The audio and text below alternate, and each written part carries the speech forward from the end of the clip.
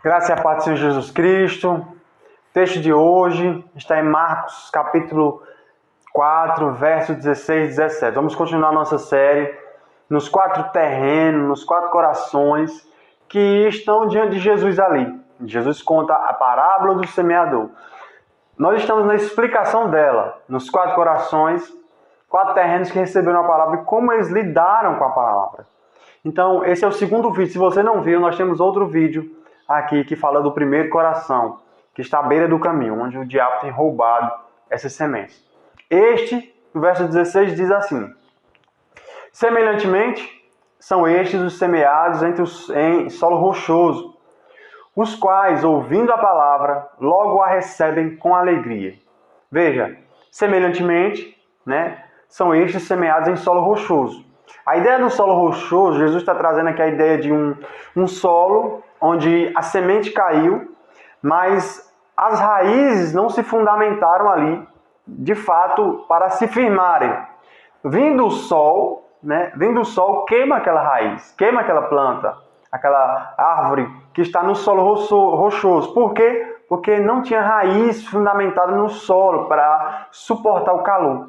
Ele está usando essa analogia para dizer, olha, é assim muitas pessoas que aderem à fé. Isso aqui aponta para alguém superficial, os quais, ouvindo a palavra, logo a recebem com alegria. Veja, alguém superficial no relacionamento com Deus. Ele não se firma de fato. Aqui é muitas vezes quando alguém ouve a mensagem das promessas, ouve a mensagem do perdão dos pecados. É bom ouvir sobre o perdão. É bom ouvir que os nossos pecados são perdoados em Cristo Jesus, que não há mais condenação para aqueles que estão em Cristo Jesus.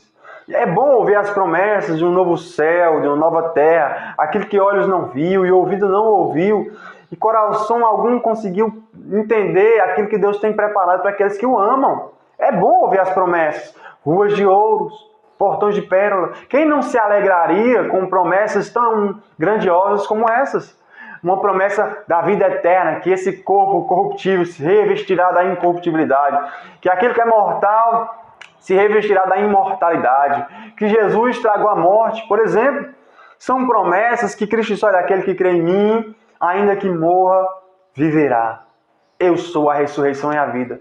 São verdades que a Escritura nos traz, são promessas, são, e isso nos traz contentamento. Mas esse coração, essa pessoa, ela dá a entender aqui que ela não compreendeu de fato o Evangelho. Ela veio para o Evangelho por causa da bênção. Estava precisando de uma cura, vou buscar a Deus.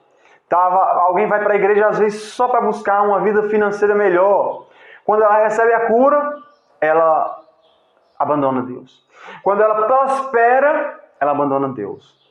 O foco e a finalidade da fé dela não é, de fato, a cruz, Jesus Cristo, o perdão de pecados, mas sim algo secundário. É isso que ele mostra, por isso ele recebe com alegria. Tem muitos assim, que vêm à igreja, começam uma caminhada ali vigorosas, você diz, esse cara realmente se converteu. Essa mulher realmente agora é uma nova criatura.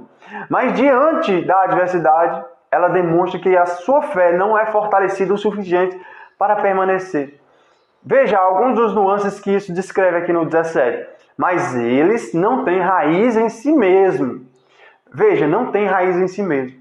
Às vezes foi para a igreja por causa da bênção, por causa da cura. Foi para a igreja por causa de outra pessoa. Eu vou à igreja ali porque minha esposa vai, porque meu marido vai. Mas não vai, de fato, por causa de Cristo. Não tem os olhos fitos em Jesus, mas a causa é secundária. Quando a causa é secundária, não se firma. Por isso, não tem raiz em si mesmo. Logo, a fé dessa pessoa aqui, ela está ligada muito a alguém. Você conhece alguém que vai à igreja por causa de alguém, mas não por causa de Cristo? Veja, aquela mulher samaritana, quando ela ouve Jesus, ela vai e diz aos samaritanos que ela encontrou o Messias, ela encontrou o Cristo. Quando eles vão lá, o que é que eles dizem? Que eles creram por causa dela, mas agora eles estavam crendo, eles vieram por causa dela, mas agora eles estavam crendo porque eles tinham visto, eles tinham conhecido, a saber, o Cristo. Não era mais por causa dela. Vir à igreja por causa de alguém? Tá ok, pode até vir, mas permanecer por aquela pessoa, não. Por isso ele tem que se enraizar em Cristo. Por isso, esse homem não tinha raiz em si mesmo. Ele fala eles, né? Várias pessoas têm essa atitude diante da palavra. E ele diz assim, mas eles não tinham raiz em si mesmos, sendo antes de pouca duração. Em chegada à angústia ou à perseguição por causa da palavra, logo se escandalizam. Veja, é uma fé que tem pouca duração. Quando ele descreve que é pouca duração, não quer dizer que é 1 ano, 2 horas, 1 mês, não. Ele está querendo dizer que ela não vai perseverar até o fim. Só que será salvo é aquele que persevera até o fim, aquele que permanece na caminhada até o fim. Logo, uma fé de pouca duração é uma que não persiste para sempre, que no caso, até a volta de Cristo. É uma fé que dura, às vezes você pega pessoas na igreja que estão ali há longos anos, mas ela não está enraizada e fundamentada em Cristo. E aí, mas ela está indo, ela é religiosa, ela vai aos cultos, e em algum momento ela abandona a fé. Você olha, abandonou a fé. Mas de fato, ela não tinha raiz em si mesma, e a fé dela era de pouca duração. Chegando à angústia, ele vai citar aqui as perseguições, as dificuldades, e vai demonstrar que essa pessoa, depois angústia e perseguição, abandonam o caminho, se escandalizam, caem em tropeço, por causa da palavra. É como se aquele homem, eu trouxe um vídeo esses dias falando sobre um homem escriba que disse assim, seguir-te-ei onde quer que fores. Falando com Jesus, Jesus disse, olha, as raposas têm covis, os pássaros têm ninhos, mas o Filho do Homem não tem onde reclinar a cabeça. Lembra que aquele homem viu Jesus curas e milagres, diante da bênção ele queria seguir a Jesus. Pela prosperidade, alguém quer seguir a Jesus, mas ele não vai permanecer se ele não se enraizar em Cristo, se ele não se fundamentar na verdade, porque vai chegar um período da perseguição, da angústia, das tribulações que a vida cristã traz e ele não vai permanecer. Então, é necessário que haja perseverança diante das tribulações, diante das adversidades. Ou cumprir-se algo que está escrito em nossa vida.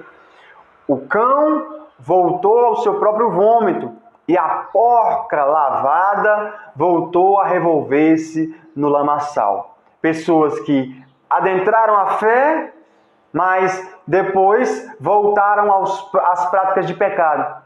Adentraram a caminhada e depois voltaram a revolver-se no seu próprio lamaçal de pecado. É esse exemplo que Paulo cita, descrevendo os falsos mestres que começaram num caminho, mas trilharam outro caminho. Como ele diz, saíram de nós para que ficasse evidente que não eram dos nossos. Porque se fossem dos nossos, eles teriam permanecido. E assim nós cremos, meus irmãos. Quero orar por essa palavra, pela sua vida. Senhor Deus, que o Senhor não nos permita voltar atrás, Senhor.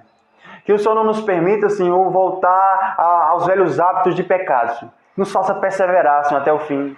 Nos faça, Senhor, vencer a tribulação, as angústias, sabendo, Senhor, que essa tribulação, assim como produziu em Jó, Senhor, uma visão mais clara do Senhor, produz em nós, Senhor. Pai justo, que nós não venhamos a encontrar no Senhor pedra de tropeço, Senhor, na palavra, mas estejamos firmes, com os olhos fitos no alvo, no autor e consumador da nossa fé, Senhor, olhando firmemente para Jesus. Assim eu te oro, Pai Santo, em nome de Jesus. Amém. Amém, meus irmãos. Se você ficou até aqui, eu já peço que você compartilhe esse vídeo, curta esse vídeo, ative o sininho para que você receba as notificações. E todos os dias nós temos vídeos aqui no YouTube, no nosso devocional. Então fique com Deus e Deus abençoe.